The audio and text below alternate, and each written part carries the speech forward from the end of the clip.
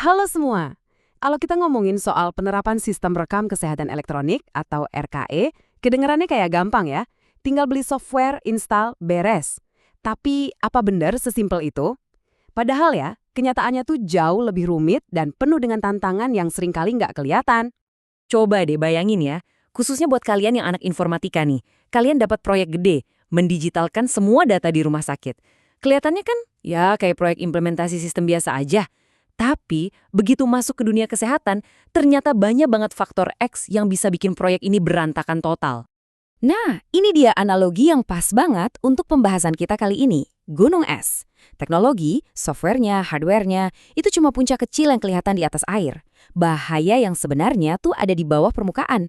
Ada segunung masalah yang jauh lebih besar dan bisa menenggelamkan proyek secanggih apapun. Oke, kita mulai bedah ya. Lapisan pertama yang nggak kelihatan.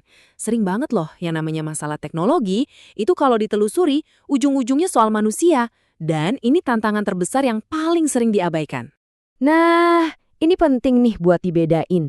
Ada dua jenis penolakan. Pertama, ada staf yang emang ya kurang nyaman sama teknologi, lebih senang nulis tangan daripada ngetik. Tapi ada juga kelompok yang lebih gede. Mereka yang menolak itu bukan teknologinya, tapi perubahannya itu sendiri. Rutinitas kerja yang udah nyaman bertahun-tahun, tiba-tiba harus dirombak. Keduanya butuh pendekatan yang beda banget.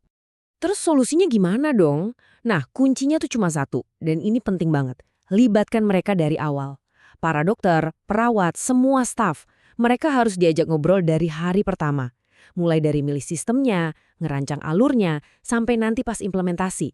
Suara mereka harus jadi pertimbangan utama. Biar sistem yang dibuat itu beneran ngebantu, bukan malah bikin ribet kerjaan mereka.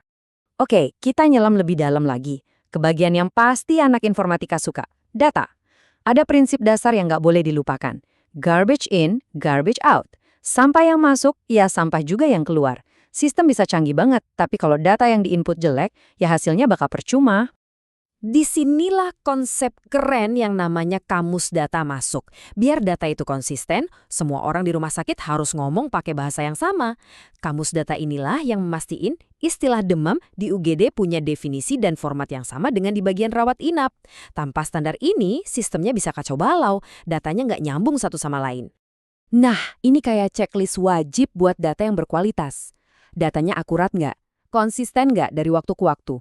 Lengkap nggak isiannya? Tulisannya kebaca jelas, dicatat saat itu juga atau telat.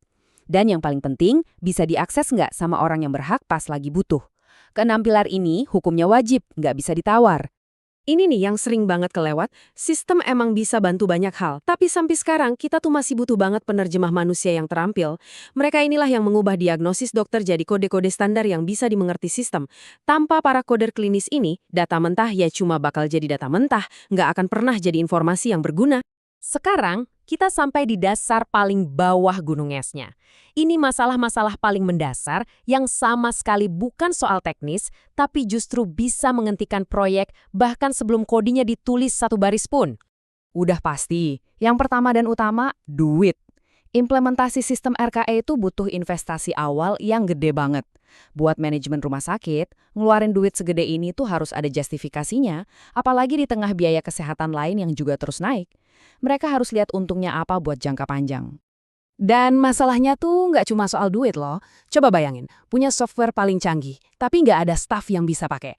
Atau yang lebih fundamental lagi, gimana kalau listriknya sering mati? Bahkan kadang masalahnya sesimpel nggak ada ruangan yang cukup buat naruh komputer. Ini kendala nyata di lapangan, apalagi di negara-negara berkembang.